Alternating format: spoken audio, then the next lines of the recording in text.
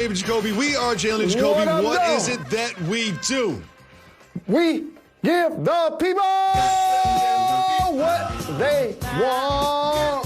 Jalen, we have the honor of being joined by one of the best guests we've ever had. Former mayor of Detroit, NBA Hall of Famer Dave Bing will be joining us later in the show, but we start the show with what was a pretty entertaining Monday Night Football game between two pretty bad teams. It took this drive, that completion, to Jacoby Myers, and this kick to beat the New York Jets that don't have a single win. Now, we've been talking about this year as sort of an audition year, a pivotal point in the career of Cam Newton. What have you seen from him thus far that has concerned you? Well, if they'd have lost to the Jets, boy, media would have slandered he and Bill Belichick's name all day, all week until they played another football game. And I came into this season feeling like even though the Patriots have limited weapons on the outside, Edelman's out, don't have a true run game consistently, that Cam would catapult himself back into the top 10 quarterbacks of the NFL, Jacoby, and I was wrong. Looking at his throws, some overthrows, some throws at the ground, some inaccuracies, and we know that Cam has dealt with some shoulder issues. We know he's dealt with COVID, so probably any of that can have an effect. And by the way, if you look at the lower 10 or 12 teams, yes, he could probably be starting for one of them. And by the way, the Jets were starting Joe Flacco yesterday. So there is a starting job for Cam as long as he's rushing the way he's rushing and scoring the way he's scoring, second in the league in rush touchdowns. But as it relates to going to the Patriots, playing one season and then getting signed by a contender, at this point, based on his productivity, I don't see that happening right now. And we are only halfway through the season, so there's a lot of GMs watching his performance. But when you have Jake Luton and Garrett Gilbert starting at quarterback, there's a starting spot for Cam. But as you mentioned, it's probably not in one of those top-tier teams. But we're rooting for you, Cam, and he has improved ever since he got over COVID, which I think is something that we cannot overlook that you mentioned. Now, Jalen, you know I'm not going to move on to the next topic without celebrating a fellow Jacoby. This time it's Jacoby Myers. Jacoby Myers had himself a game. Cam just went back to Jacoby, back to Jacoby, back to Jacoby. And when they needed a real crucial play, guess who got the ball? Jacoby Myers. Now, I haven't repped for Jacoby the way I normally do for Jacoby's because he hasn't performed up to it, but he was great last night. I look forward to him in the second half of the season.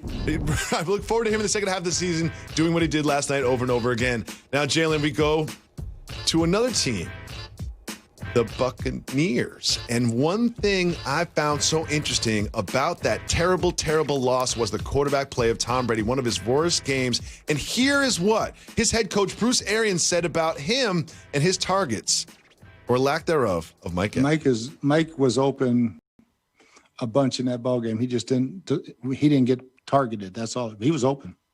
Mike was open. Mike was open. Oh, he was open. He just didn't get targeted. That sounds like the head coach criticizing the greatest quarterback of all time that he just brought in. Jalen, what do you think about Arians' words about Tom Brady targeting Mike Evans? The song that was playing in my head was Nipsey, Grinding All My Life. And I was thinking playing sports my entire life. And what I see from the Bucs is going to resemble what we saw from the Clippers. They're going to come up short of expectations. This team will not win the Super Bowl, Jacoby. Just think about this. When you're Tom Brady and you decide to go to the Buccaneers, a lot of the reasons why you decide to go there, Bruce Arians has a history with great quarterbacks, Godwin and Evans on the outside. Once you get there, they're like, all right, embrace us, build us up, and show us how to get some of that six-time championship mojo. And then when y'all struggle and you yelling at the offensive line, and then you putting up the number 4 when the game is over, now they looking at you like, all right now. And Mike Evans like, okay, so you brought in Gronk, you brought in AB, we needed to sign Fournette. I was an all-pro before Tom Brady got here. As a matter of fact, the phone is ringing. It's Mike Evans' crew. And they're going to remember a phone conversation, Jacoby, that they had. What did Mike Evans, being me, call you his friend and say when Tom Brady became his quarterback? So I'm Mike Evans' best friend. I'm like, Mike, you did great last year, but you've got the GOAT throwing to you now. You're going for 20 touchdowns. You're going to solidify yourself as the best receiver in the league. Mike Thomas who? DeAndre Hopkins who? This is going to be the best year of your career. You're going to get a new contract. You're going to buy a new house. You're going to buy me a house. That's how much money you're going to get. This is going to be the best year of your career. I can't wait to ride your coattails for the rest of my life. That phone conversation ain't going the way he thought. He only got targeted like 17 times the last 4 games. And he and Godwin were a dynamic duo when Jameis wasn't throwing the ball to the other team. And by the way, didn't they play the Saints the other day? And the Saints didn't just win. They waxed the Bucs. They waxed them twice.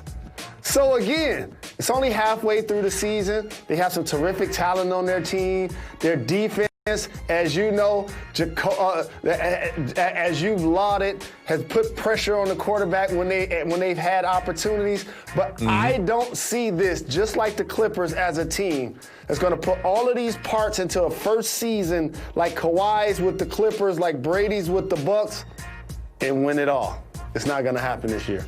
One dynamic I love about this is Tom Brady is famously hard on his teammates. He expects the most from everyone around him. We've seen the videos. We know his reputation. And I can't wait to practice on Tuesday where they're looking, you're going to yell at us now, Tom? After that game? You're going to yell at us? You're going to yell at us now, Tom? Because we saw what you did out there. That's kind of on you, not us this time. You're going to yell at us now, Tom? We look forward to them bouncing back again. I'm not going to overreact to one terrible game. The Bucs have a great roster. I think they'll put it together and still be in contention. But Jalen Rose said today, here and now, they will not win the Super Bowl. To another team that definitely is not going to win the Super Bowl, the Dallas Cowboys. Its VP Stephen Jones said that he absolutely unequivocally supports Mike McCarthy being the coach next season, and he went on to say that we like stability. That's why we stayed with Jason Garrett for 10 years. Let me remind you that Jason Garrett was the coach for 9+ years. They won 2 playoff games. He was barely over 500 by about 18 games. Jalen, what do you think about their commitment to Mike McCarthy long term? You said another word to end with a Y. You said stability. He said absolutely and unequivocally, I'll say mediocrity. How about that? That's what they were when Jason Garrett was their head coach. And Mike McCarthy, though he won a championship with the Green Bay Packers, we know that Jerry Jones wants a coach in that position that if and when they do have success, that he's going to be lauded and gets the lion's share of the credit. That's just what this is. As somebody, by the way, who still hasn't put my guy Jimmy Johnson in the Dallas Cowboy Ring of Honor. So now if you're Mike McCarthy, it's one thing to lose Dak. It's another thing for your football team to struggle. And so it's going to be interesting to see if he can at least get them to play hard like they did against the Steelers the rest of the season. Well, one thing this comes with for Mike McCarthy is a built-in excuse. Because at the end of the season, when they don't win the East, he can go into the Joneses' office and say, listen, I lost Dak. You saw what happened with Dak. I was playing with Ben DiNucci. I was playing with some guy named Garrett Gilbert and Cooper Rush. So he's got that excuse that will get him another year. But if he performs like this next year, we'll keep an eye on that. And make sure you keep an eye on us. Because NBA Hall of Famer Dave Bing will join us right after this. Stay tuned. You're watching live from Pier 17 in the South Street Seaport and brought to you by Chase. Jalen, take a look at some of the accomplishments of our next guest. Not only was he Rookie of the Year, 7-time All-Star, a Basketball Hall of Famer, extremely successful entrepreneur, and former mayor of Detroit. Of course, I am talking about our guest, Dave Bing. Dave, thank you so much for doing the program with us tonight, spending your time. Well, thank you. I'm looking forward to it. Great. Well, one thing we want to discuss with you is just how active NBA players were this summer in the bubble, dealing with the pandemic and social injustice and now the election. What did you think about their role in all of this summer? I was elated to see the engagement by the active players. They got a platform, and they really took advantage of their platform. And the positions that they took were not only nationwide, they were global. And so I'm very proud to see what they did. They were leaders. Bingo, how important is it in particular for these black athletes to not only be terrific performers, but also take the opportunity and that stage to be voices for the voiceless in a lot of ways? I think they really took it serious this year, and they took total advantage of the platform that they command. And so there are a lot of people that look at sports as entertainment, but I think the guys today understand just how powerful their words are and the positions that they take.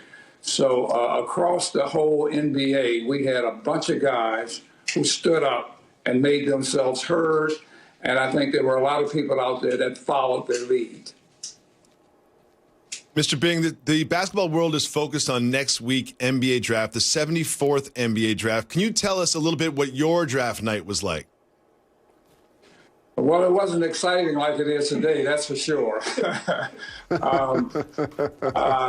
In my era, there was a coin flip for the number one draft choice, and the worst two teams at that point were the New York Knicks and the Detroit Pistons.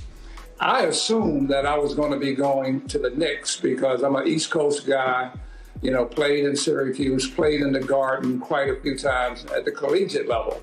And the number one player in the country was Cassie Russell, right up the road from Detroit and Ann Arbor. And so David Busher, who was the coach of the Pistons at that time, called the coin flip, thinking that he would get Cassie for sure. It didn't wind up that way. New York won the flip. They chose Cassie, and I was the number 2 pick coming to Detroit. I didn't know anything about Detroit outside of Motown and, outside of the automotive industry. But that pick for me changed my life. And I'm still in Detroit. And I'll tell you, for me, I was lucky to be drafted by Detroit. Well, we were very lucky and grateful to have you.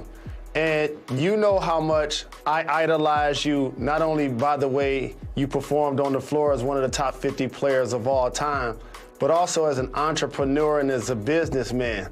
And as somebody that actually hired me, Jacoby, at one point in time to work at Being Still.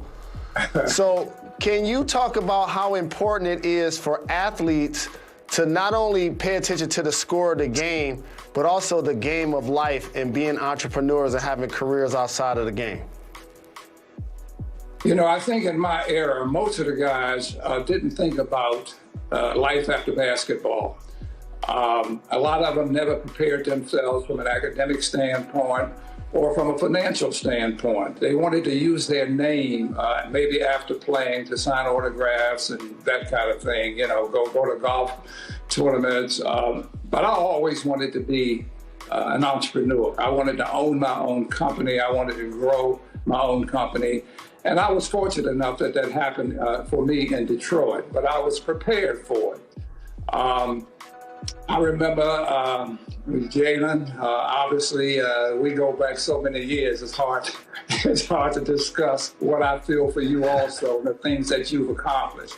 Extremely proud of you, and I've known you and your dad was my backcourt mate.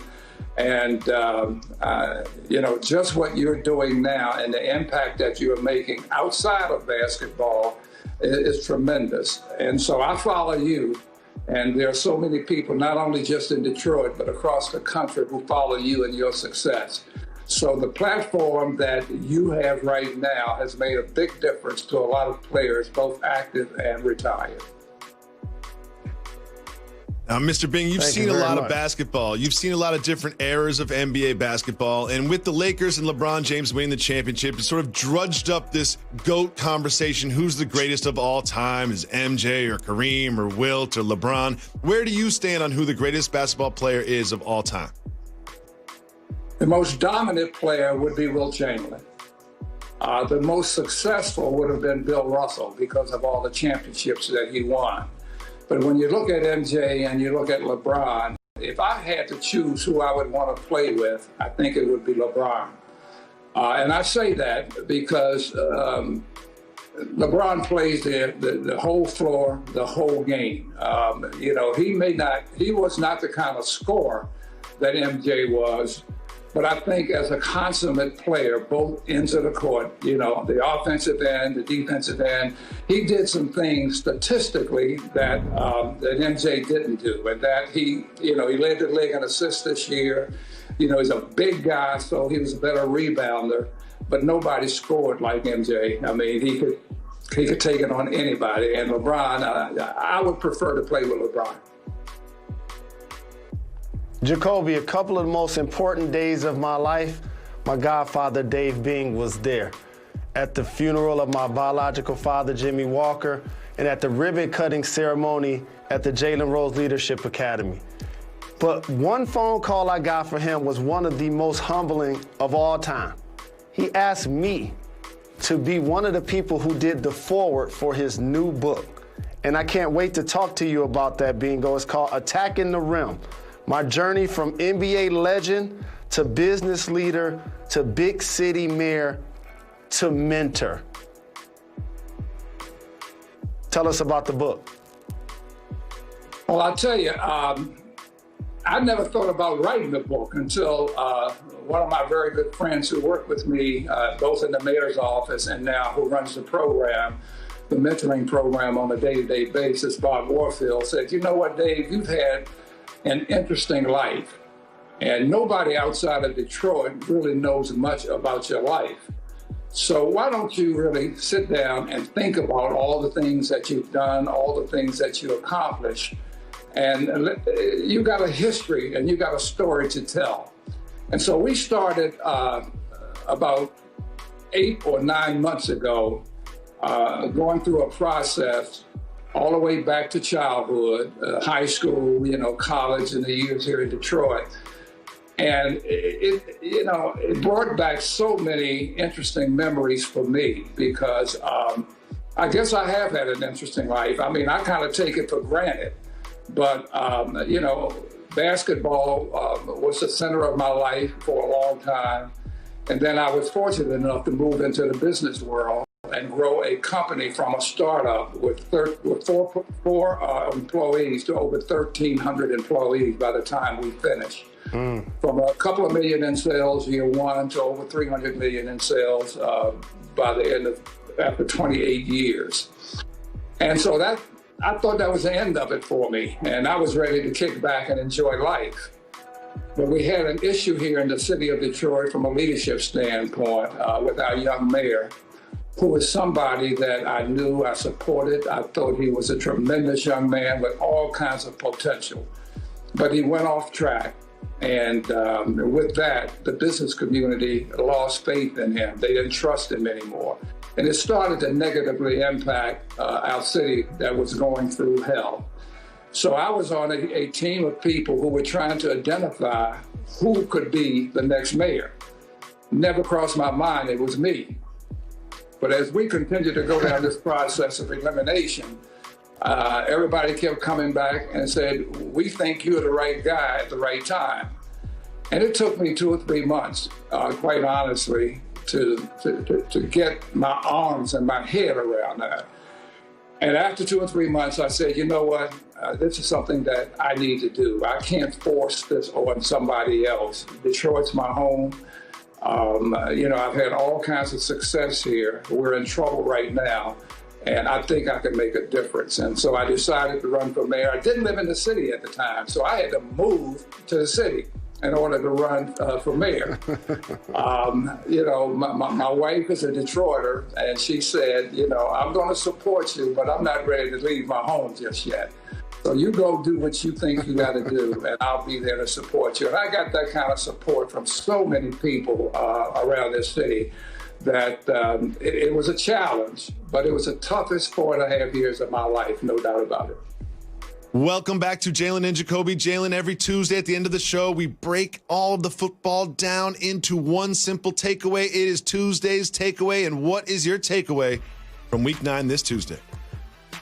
So you're an NFL fan and you're watching the Chargers lose games late and you're wondering why. It's the curse of Tyrod Taylor. Remember, he was going to be their starting quarterback? Yep. And he got an injury. Not by playing football or from one of the opponents. He got his lung punctured by somebody on their training staff, lost his job. His backup comes in and looks great, and all of a sudden he doesn't start again. This is why the Chargers are losing games late. The curse of Tyrod Taylor. I love the curse of Tyrod Taylor. Jalen Rose, something else I love that is my takeaway is the head coaching of Brian Flores of the Miami Dolphins. Now, everyone wants to point. I have him as the coach of the year this year, and everyone wants to talk about the decision to put Tua in over Fitzpatrick, which thus far has worked out, but it's so much more than that. He's got the defense humming, the special teams humming. He has been the coach of the year, in my opinion, thus far. I want to thank Hall of Famer Dave Bing for joining the program. Make sure you subscribe to our podcast. We'll be back tomorrow at 2 p.m.